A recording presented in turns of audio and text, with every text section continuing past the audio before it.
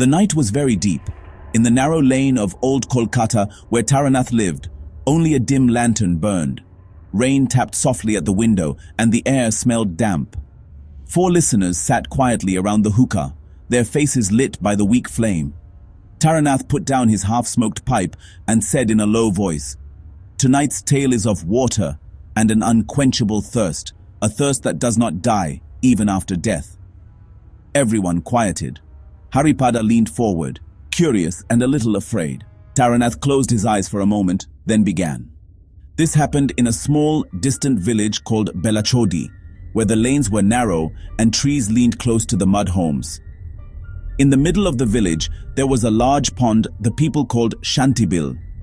The peaceful pond. The name was a lie. The pond was never truly peaceful.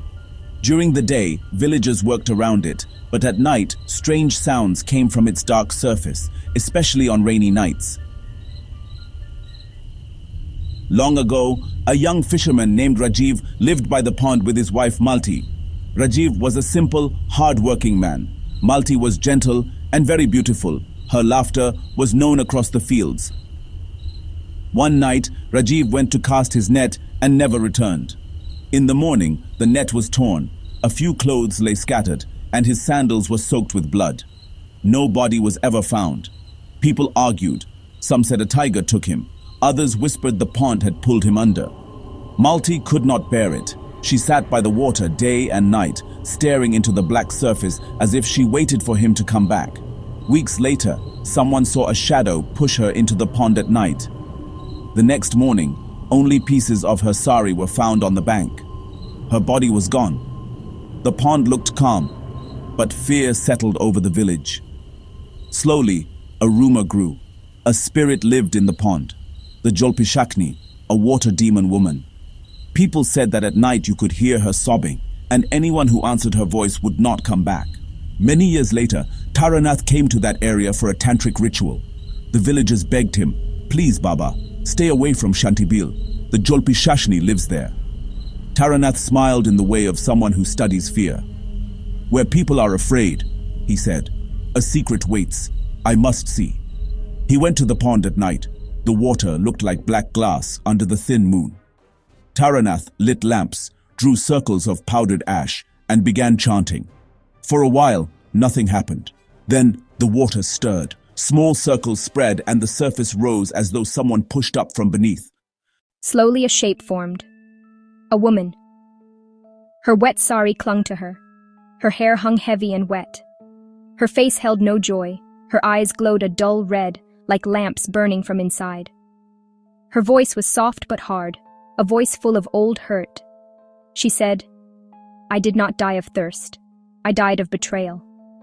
Taranath asked, "Who are you? Why are you here?"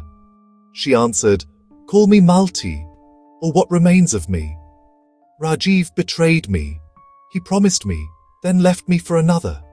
People shamed me, and I gave myself to the water. But my thirst did not end. Now I pull those who come near me." Then the pond began to boil in a way that was wrong for water. Bubbles rose like fingers, and black, crooked hands reached up from the depths. For a moment, it seemed the pond itself wanted to crawl out. The air changed.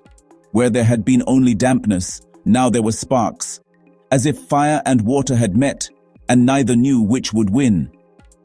Taranath's face was wet with sweat. He clutched his Rudraksha beads and threw handfuls of ash into the air while chanting louder. He called the names of the protective goddesses and forced light onto the scene. The Jalpishaach shrieked, and the sound sliced the night so sharply that leaves fell from trees. When Taranath came to himself, he was lying on the pond bank. Everything was quiet. The pond was still, its surface like black glass. A thin scum of ash floated on it, and the scent in the air was strange. Water mixed with smoke, as if something had burned under the surface. Taranath left the village, but he did not feel at ease. Days later, back in his room, he noticed damp streaks on the wall. Water drops had formed words, as if someone had written by trailing a wet finger. "I am still thirsty." The room filled with a faint, rotten smell of water mixed with something metallic and dark. The listeners shivered. Haripada asked in a small voice, "Did she come again, Baba?" Taranath drew a long breath, letting the pipe smoke curl into the lamplight, and said slowly, "Some spirits stay where their pain remains. Until the betrayal is seen or corrected, their thirst does not end, and sometimes they call again." The lantern flickered once and died. For a moment, everyone thought they heard a soft, slow splash far away, the kind of sound you imagine when someone breathes beneath the water. This story is not just about a ghost. It is about a hurt that will not heal, about promises broken, and the hunger it leaves behind. The Jalpishaach is the memory of that hunger, living in the pond, living in the dark, calling those who do not pay attention.